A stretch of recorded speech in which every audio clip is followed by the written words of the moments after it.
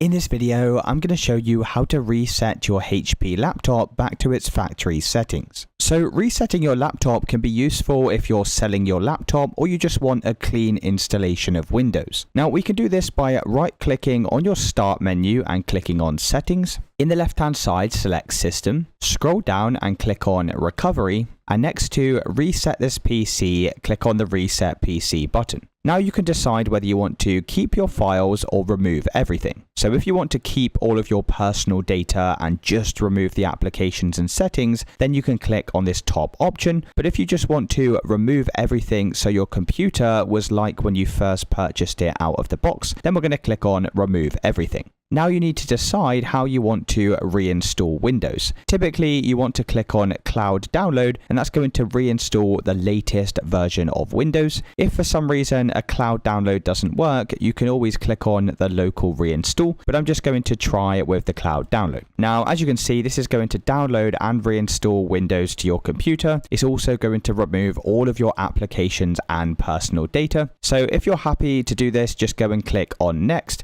and you can follow the steps on the screen to reset your PC. And that's it, guys. If you did find this video helpful, then let me know in the comments and I'll see you in the next one.